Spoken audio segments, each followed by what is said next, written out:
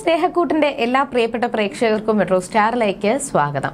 സ്നേഹക്കൂട്ടിൽ ഇപ്പോൾ പ്രതീക്ഷിക്കാത്ത പല സംഭവങ്ങളും നടന്നു കഴിഞ്ഞു. പല്ലവിയും സേതുവും ഒരുപാട് പിരിയാൻ പറ്റാത്ത വിധം അവരടുത്തിരിക്കുകയാണ്. പക്ഷെ ഒരിക്കലും പ്രണയമാണോ എന്ന് ചോദിച്ചു കഴിഞ്ഞാൽ പറയാൻ പറ്റത്തില്ല. കാരണം പല്ലവിയുടെ മനസ്സിൽ അങ്ങനെ പ്രണയമായിട്ട് ഒന്നും ഇതുവരെ പറഞ്ഞിട്ടില്ല. പക്ഷെ സേതുവിന് പല്ലവിയോട് ഇഷ്ടമാണ്. എന്നാൽ ആ പ്രണയം തകരുന്ന അല്ലെങ്കിൽ അത് തകരുന്ന ചില സംഭവങ്ങളാണ് ഇന്നുണ്ടായത്. അത് മാത്രമല്ല, സേതു എത്രത്തോളം ഇമ്പോർട്ടൻ്റ് ആണ്, പല്ലവി എത്രത്തോളം നല്ലൊരു പെൺകുട്ടിയാണ് എന്നൊക്കെ ഋതു തിരിച്ചറിയാൻ പോകുന്ന ദിവസങ്ങൾ കൂടിയാണ് ഇനി വരാൻ പോകുന്നത്. അതുമാത്രമല്ല, ഋതുവും സ്വാതിയൊക്കെ നെഞ്ചോട് ചേർത്ത് നിർത്തിയിരിക്കുന്ന പ്രതാപൻ എത്രത്തോളം ദുഷ്ടനാണ് എന്ന് പ്രതാപന്റെ മുഖംമൂടി വലിച്ചു കീറാൻ പോകുന്ന ദിവസങ്ങളാണ്. ഇനി എന്തൊക്കെയായിരിക്കും സംഭവിക്കുക എന്ന് നമുക്ക് നോക്കാം. അതിനു മുൻപ് ആദ്യമായിട്ടാണ് ഈ ചാനൽ കാണുന്നതെങ്കിൽ തീർച്ചയായിട്ടും സബ്സ്ക്രൈബ് ചെയ്യുക. അപ്പോൾ ഞങ്ങളിടുന്ന പുതിയ സീരിയൽ റിവ്യൂ വീഡിയോസ് എല്ലാം നിങ്ങൾക്ക് ലഭിക്കുന്നതായിരിക്കും. അങ്ങനെ പ്രതീക്ഷിക്കാത്ത പല സംഭവങ്ങളും സേതുവിന്റെയും പല്ലവിയുടെയും ജീവിതത്തിൽ നടന്നു കഴിഞ്ഞു. അവര് ഒരിക്കലും പല്ലവി പ്രതീക്ഷിക്കാത്ത ഒരു ബർത്ത്ഡേ സമ്മാനം തന്നെയായിരുന്നു സേതുവും എല്ലാവരും കൂടി ചേർന്നിട്ട് പല്ലവിക്ക് കൊടുത്തത്. പക്ഷെ ഈ ഒരു ബർത്ത്ഡേ വീഡിയോ വെച്ച് പല്ലവിയെയും സേതുവിനെയും ഉപദ്രവിക്കാൻ വേണ്ടിയിട്ട് ഇന്ദ്രൻ പ്ലാൻ ഇട്ടു. അപ്പോൾ അത് വിശ്വ മനസ്സിലാക്കി. അതുകൊണ്ട് തന്നെ ഇന്ദ്രന്റെ ആ ഒരു ലാപ്ടോപ്പും പെൻഡ്രൈവും വിശ്വ എടുത്ത് മാറ്റിയിരുന്നു. എവിടെ മാറ്റിയെന്നൊന്നും പറഞ്ഞിട്ടില്ല. പക്ഷെ ഇന്ദ്രൻ ഇല്ലാത്ത സമയം നോക്കി അത് അടിച്ചു മാറ്റി വെച്ചിട്ടുണ്ടായിരുന്നു. എന്നിട്ടൊന്നും അറിയാതെ അവിടെ താഴെ വന്നിരുന്നു. പക്ഷെ ഇന്ദ്രൻ വന്ന് നോക്കുമ്പോൾ തൻ്റെ ലാപ്ടോപ്പും കാണാനില്ല, പെൻഡ്രൈവും കാണാനില്ല. താൻ അത്രയും കഷ്ടപ്പെട്ട് സേവ് ചെയ്തെടുത്ത ആ വീഡിയോയും കാണാനില്ല. എന്ത് ചെയ്യുമെന്ന് ആലോചിച്ച് ഭയങ്കര ടെൻഷനിൽ ഇന്ദ്രൻ അവിടെ എല്ലാം നോക്കി, കിട്ടിയില്ല. നേരെ രാജലക്ഷ്മിയോട് ഒന്ന് കാര്യം പറഞ്ഞു. എൻ്റെ ലാപ്ടോപ്പും പെൻഡ്രൈവും കാണാനില്ല, അതെനിക്ക് ഇപ്പോൾ തന്നെ കിട്ടണം. അതെവിടെയാണെന്ന് അമ്മയ്ക്ക് അറിയാമോ?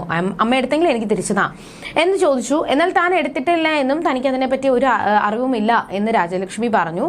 ഇന്ദ്രൻ മാറി രാജലക്ഷ്മിയോട് ചോദിച്ചു, എനിക്കതിപ്പോൾ കിട്ടിയേ പറ്റത്തുള്ളൂ, ഇല്ലെങ്കിൽ ഞാൻ ഈ വീടിന് തീ വെക്കും എന്ന് ഇന്ദ്രൻ ഭയങ്കരമായിട്ട് ദേഷ്യപ്പെട്ട് സംസാരിച്ചു. എന്നാൽ തനിക്ക് അറിയത്തില്ല എന്ന് തന്നെ രാജലക്ഷ്മി തീർത്തും പറഞ്ഞു.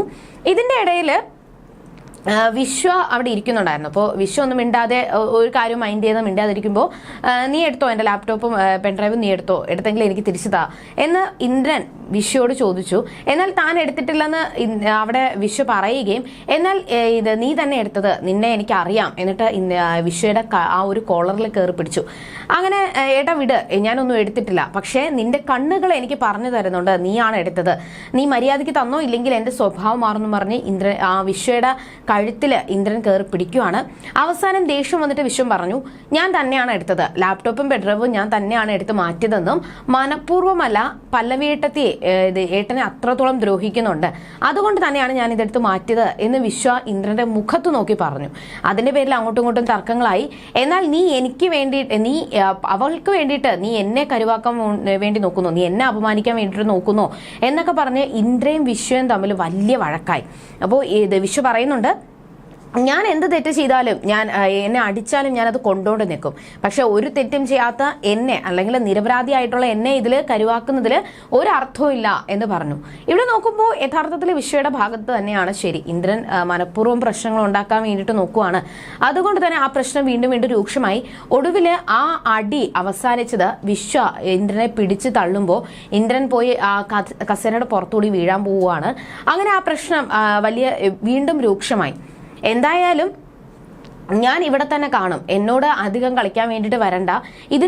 ഈ ഭാഗത്ത് തെറ്റെല്ലാം ഇന്ദ്രേട്ടന്റെ ഭാഗത്താണ്, അതുകൊണ്ട് എന്നോട് ചുമ്മാ വഴക്കുണ്ടാക്കാൻ വരണ്ട എന്ന് പറഞ്ഞ് വിശ്വ അകത്തോട്ട് കയറിപ്പോയി. എന്നാൽ മര്യാദയ്ക്ക് വിശ്വയുടെ ആ ഒരു ലാപ്ടോപ്പ് പെൻഡ്രൈവ് തരാൻ പറ, ഇല്ലെങ്കിൽ അനിയനാണെന്നുള്ള സെന്റിമെന്റ്സ് ഞാൻ മറക്കും, അവനെ ഞാൻ കൊല്ലും, പിന്നെ അവന് വെള്ള പുതപ്പിച്ച് കിടത്തേണ്ട അവസ്ഥയായിരിക്കും അമ്മയ്ക്ക് ഉണ്ടാവുക എന്നൊക്കെ ഈ വിശ്വയെ കൊല്ലും എന്ന് ഭീഷണിപ്പെടുത്തിക്കൊണ്ട് ഇന്ദ്രൻ ഇറങ്ങിപ്പോയി. എന്നാൽ രാജലക്ഷ്മി തന്നെയാണ് ഇത്രയും പ്രശ്നങ്ങൾ ഇവിടം വരെ എത്തിച്ചത്. ഇന്ദ്രന് ഒരു സ്വഭാവമുണ്ട്, അല്ലെങ്കിൽ ഇന്ദ്രന് ഒരു മെന്റൽ പ്രോബ്ലം ഉണ്ട് എന്ന് അറിഞ്ഞപ്പോൾ തന്നെ ഇന്ദ്രനെ കുറച്ചുകൂടി ചികിത്സിക്കാതെ മറ്റുള്ളവർ എന്ത് പറയും, അല്ലെങ്കിൽ തൻ്റെ ആ ഒരു മര്യാദ പോവും, മറ്റുള്ളവർ എന്നെ കളിയാക്കും എന്ന് പറഞ്ഞുകൊണ്ട് ഇന്ദ്രനെ ചികിത്സിക്കാതെ വീണ്ടും ഇന്ദ്രന്റെ അസുഖം കുറച്ചുകൂടി വഷളാക്കാൻ വേണ്ടിയിട്ട് ശ്രമിച്ചത് രാജലക്ഷ്മി തന്നെയാണ്. അതുകൊണ്ട് അതിനുള്ള തിരിച്ചടിയാണ് ഇപ്പോൾ രാജലക്ഷ്മി അനുഭവിച്ചുകൊണ്ടിരിക്കുന്നത്. ഈ സമയത്ത് പെട്ടെന്ന് മുകുന്ദൻ മാഷിന് ഒരു കോൾ വരുവാണ്. സേതുവിന്റെ കോളായിരുന്നു. അപ്പോൾ മുകുന്ദൻ മാഷ് ഉടനെ തന്നെ കോൾ എടുത്തു, സംസാരിച്ചപ്പോൾ സേതുവാണ് സംസാരിക്കുന്നത്. ഒരു അത്യാവശ്യമായിട്ട് മാഷ് ആ ഒരു TV ഒന്ന് വെക്കാമോ, TVയിലൊന്ന് നോക്കാമോ, ഒരു ബ്രേക്കിംഗ് ന്യൂസ് വരുന്നുണ്ട്, എക്സ്ക്ലൂസീവ് ന്യൂസാണ്, പെട്ടെന്ന് പോയി നോക്കൂ എന്ന് പറഞ്ഞുകൊണ്ട് സേതു കോൾ കട്ട് ചെയ്തു. മാഷ് പോയി നോക്കി. ഈ വർഷത്തെ ഫെലോഷിപ്പ്, സർവകലാശാല ഫെലോഷിപ്പ് കിട്ടിയിരിക്കുന്നത് പല്ലവിക്കാണ് എന്ന് പറഞ്ഞുകൊണ്ട് ഒരു നല്ല സന്തോഷ വാർത്ത തന്നെയാണ് ശോഭയ്ക്കും മുകുന്ദൻ മാഷിനും കേൾക്കേണ്ടി വന്നത്. ആ സന്തോഷത്തിൽ മാഷ് നേരെ പൊന്നുമടത്തിലോട്ട് പോകാൻ വേണ്ടിയിട്ട് ഇറങ്ങി. ഈ സമയത്ത് പല്ലവി എല്ലാവർക്കും ഒരു ലഡുവും കേക്കൊക്കെ കൊടുത്ത് ഭയങ്കര സന്തോഷത്തിലായിരുന്നു.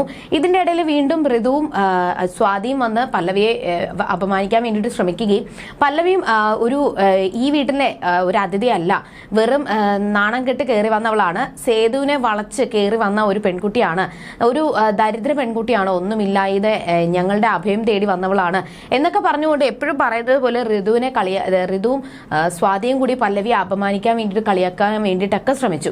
അതിന് നല്ല മറുപടി കൊടുത്തുവെങ്കിലും ലഡു ആ ഒരു സീഡ്സ് ലഡു കൊടുത്തപ്പോൾ തനിക്ക് വേണ്ട എന്ന് പറഞ്ഞ് സ്വാതിയും ഋതുവും നിഷേധിച്ചു.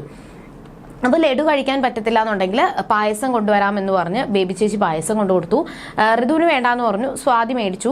പക്ഷേ ഉടനെ തന്നെ എല്ലാവർക്കും കൊടുക്കുന്നതിൻ്റെ ഇടയിൽ സ്വാതി ഈ ഗ്ലാസ് മനഃപൂർവ്വം തറയിലിട്ട് പൊട്ടിക്കുവാണ്. അപ്പോൾ ബേബി ചേച്ചി അത് ക്ലീൻ ചെയ്യാൻ വേണ്ടിയിട്ട് വരികയും ബേബി ചേച്ചിയുടെ കാലിൽ ആ ഒരു കുപ്പിച്ചില് കൊള്ളുവാണ്.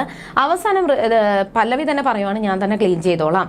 അപ്പോൾ സ്വാതിയോട് ക്ലീൻ ചെയ്യാനായിട്ട് പൂർണിമമ്മ പറയുമ്പോൾ തറ തുടയ്ക്കുന്ന ജോലിയല്ല എനിക്ക് എന്ന് പറഞ്ഞുകൊണ്ട് ദേഷ്യത്തിലാണ് സ്വാതി കയറിപ്പോയത്.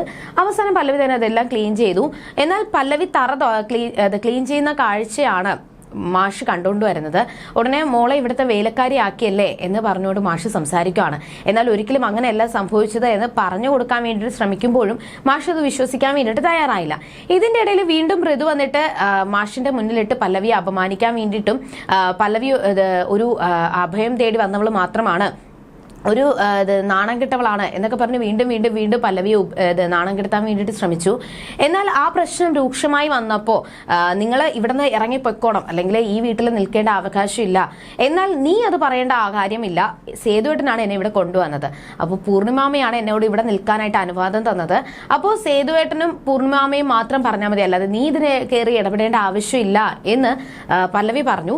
പക്ഷേ ഈ വീട്ടിലെ അംഗമാണ് ഞാനെന്നും അതുകൊണ്ട് ഞാൻ പറയുന്നത് നിങ്ങൾ കേട്ടാൽ മതി, ഈ വീട്ടിൽ നിന്ന് ഇപ്പോൾ ഇറങ്ങി പൊക്കോണം എന്ന് പല്ലവിയോട് ഋതു പറയുകയും ആ ഒരു പ്രശ്നം വലുതായി വരുന്നത് കണ്ടിട്ട് ഉടനെ തന്നെ മാഷ് പറയുവാണ്, എൻ്റെ മോൾക്ക് ഞാൻ കുറച്ച് സ്വീറ്റ്സ് കൊണ്ടുവന്നതാണ്, എന്തായാലും എൻ്റെ മോളെ കൊണ്ട് ഞാൻ ഇപ്പോൾ തന്നെ പൊക്കോളാം, ഞാൻ ഈ സ്വീറ്റ്സ് കൊടുത്തിട്ട് പൊക്കോളാം എന്ന് മാഷ് പറഞ്ഞു.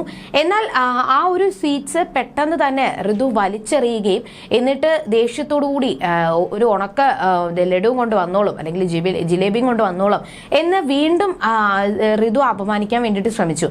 എന്നാൽ എന്റെ അച്ഛനെ നീ തൂക്കിയെടുത്ത് കളയുമെന്ന് ഒന്ന് നോക്കട്ടെ എന്ന് പല്ലവി തിരിച്ചു പറയുകയും മാഷിനെ ഉടനെ ഋതു പിടിച്ചു തള്ളുകയും തന്റെ അച്ഛനെ ഉപദ്രവിച്ച ഋതുവിനെതിരെ പല്ലവി ഋതുവിന്റെ കരണം പൊട്ടിച്ച് ഒരു അടി കൊടുത്തു. അങ്ങനെ ആ പ്രശ്നം രൂക്ഷമായി. വീണ്ടും ഋതു പല്ലവിയെ തല്ലാൻ വേണ്ടിയിട്ട് കൈയോങ്ങുന്നു. അങ്ങനെ അവർ അങ്ങോട്ടും ഇങ്ങോട്ടും കയ്യാങ്കളിയായി. ഉടനെ ഋതു പല്ലവിയുടെ കഴുത്തിൽ കയറി പിടിച്ചു. മാഷ് കൈവിട് എന്നൊക്കെ പറയുന്നുണ്ടെങ്കിൽ അതൊന്നും കേൾക്കാൻ വേണ്ടിയിട്ട് തയ്യാറായില്ല. ഈ ഒരു രംഗം കണ്ടുകൊണ്ടാണ് പൂർണിമാമ ഓടി വരുന്നത്. ഉടനെ തന്നെ പൂർണിമാമ ഓടി വന്നു, ഋതുവിനെ പല്ലവിയുടെ കഴുത്തിൽ നിന്ന് കൈയെടുക്കാനായിട്ട് പറഞ്ഞു. അങ്ങനെ മാക്സിമം അവരെ രണ്ടുപേരും പിടിച്ചു മാറ്റി. എന്നാൽ പെട്ടെന്ന് പൂർണിമാമയ്ക്ക് തലകറക്കം വരികയും പെട്ടെന്ന് തലകറങ്ങി വീഴുന്നത് പോലെ തോന്നുന്നുണ്ട്. ആ സമയത്ത് സേതു വന്നു. സേതുവും പല്ലവിയും കൂടി പെട്ടെന്ന് തന്നെ പൂർണിമാമയെ ഹോസ്പിറ്റലിൽ എടുത്തോണ്ട് പോവുകയാണ്. എന്നാൽ ഇവിടെയും ഋതു കുറ്റപ്പെടുത്തിയത് മാഷിനെയാണ്. നിങ്ങൾക്കിപ്പോൾ സമാധാനമായല്ലോ, നിങ്ങൾക്ക് മോളും വന്നതുകൊണ്ടാണ് എൻ്റെ കുടുംബം ഇങ്ങനെ നശിച്ചത് എന്നുള്ള രീതിയിൽ ഋതു സംസാരിച്ചു. എന്നാൽ എൻ്റെ മകളെയും കൊണ്ട് ഞാൻ ഇപ്പോൾ തന്നെ പൊക്കോളാം, ഞാൻ ഇനി ഇവിടെ നിൽക്കത്തില്ല, ഒരിക്കലും ഞാൻ അങ്ങനെ പറയാൻ പാടില്ലായിരുന്നു. ഇന്ദ്രന്റെ കയ്യിൽ നിന്ന് എൻ്റെ മകളെ രക്ഷിക്കാൻ വേണ്ടി മാത്രമാണ് ഞാൻ എന്തായാലും എൻ്റെ മകളെ ഇങ്ങോട്ട് കൊണ്ടുവന്നത്. പക്ഷെ അത് തെറ്റായിപ്പോയി എന്ന് എനിക്കിപ്പോൾ തോന്നി. എന്തായാലും എൻ്റെ മകളെ ഞാൻ ഉടനെ തന്നെ ഇവിടെ നിന്ന് കൊണ്ടുപോയിക്കോളാം എന്ന് മാഷും പറഞ്ഞു. ഇനി എന്തൊക്കെയായിരിക്കും ഈ കഥയിൽ സംഭവിക്കാൻ പോകുന്നത്? എന്തായാലും അവസാനം ഇവിടെ എല്ലാ തെറ്റും ഋതുവിൻ്റെ ഭാഗത്ത് മാത്രമാണ്. എന്തോ താൻ വലിയൊരു അവിടെ ഈ ഒരു ഫെലോഷിപ്പ് പല്ലവിക്ക് കിട്ടിയെന്ന് പൂർണിമാമ പറയുമ്പോഴും പഠിത്തത്തിലൊന്നും ഒരു കാര്യവുമില്ല, പണത്തിലാണ് എല്ലാ കാര്യവും, പണമുണ്ടെങ്കിൽ എന്തും നേടാം എന്നുള്ള ഒരു ചിന്തയാണ് ഋതുവിന്. താൻ എന്തോ വലിയൊരു കൊമ്പത്തെ രാജ്ഞിയെ പോലെയാണ് ഋതു സംസാരിക്കുന്നത്. തനിക്ക് ഒരു ടെക്സ്റ്റൈൽസ് ഉണ്ട്, താനാണ് അതിലെല്ലാം നടത്തിപ്പുകാരി. പക്ഷെ അത് തൻ്റെ അച്ഛനും അമ്മയും ഉണ്ടാക്കിയ സ്വത്താണ്, അത് മാത്രമാണ് ഋതു നോക്കി നടത്തുന്നത്. ആ ഒരു ചിന്തയില്ല. എല്ലാം തൻ്റെയാണ്, താനാണ് എന്തോ വലിയൊരു രാജ്ഞി എന്നുള്ള ഒരു മട്ടിലും ഭാവത്തിലുമാണ് ഋതുവിൻ്റെ സംസാരവുമെല്ലാം. ഈ പ്രശ്നമെല്ലാം ഇതുവരെ കൊണ്ടെത്തിച്ചത് ഋതു തന്നെയാണ്. പക്ഷേ എനിക്ക് ഇന്നത്തെ എപ്പിസോഡ് കണ്ടപ്പോൾ എനിക്ക് ഭയങ്കര ദേഷ്യം ഋതുവിനോട് വന്നു. നല്ല അടി കൊടുക്കാൻ വേണ്ടിയിട്ട് എനിക്ക് തോന്നി. കാരണം അത്രത്തോളം ഒരാളെ വീട്ടിൽ കയറി വന്നു കഴിഞ്ഞാൽ അയാളെ അപമാനിക്കുമ്പോൾ അയാളുടെ അമ്മയും അച്ഛനും എങ്ങനെയാണോ അവരെ വളർത്തിയത് അതുപോലെ പെരുമാറത്തുള്ളൂ എന്നുള്ള ഒരു ചിന്തയെ വരത്തുള്ളൂ. അതുപോലെ തന്നെയാണ് ഋതുവും പെരുമാറിയത്. അതൊട്ടും ഭയങ്കര മോശമായിപ്പോയി. ആ സമയത്ത് തന്നെയാണ് പല്ലവി ഋതുവിന് അടി കൊടുത്തത്. പക്ഷെ ഇത് ഇത്രത്തോളം എത്തും എന്ന് വിചാരിച്ചില്ല. എന്തായാലും ഇനി കഥ എങ്ങനെ മുന്നോട്ട് പോകാം? പല്ലവിയുടെയും സേതുവിന്റെയും നന്മയും സ്നേഹവും തിരിച്ചറിയാനായിട്ട് ഋതുവിനും സ്വാതിക്കും സാധിക്കുമോ? പ്രതാപന്റെ യഥാർത്ഥ കള്ളി പുറത്താകുമോ? ഇനി എന്തൊക്കെ സംഭവിക്കും എന്ന് നമുക്ക് വരുന്ന ആളുകളിൽ കണ്ടറിയുന്നതുവരേക്കും ബൈ.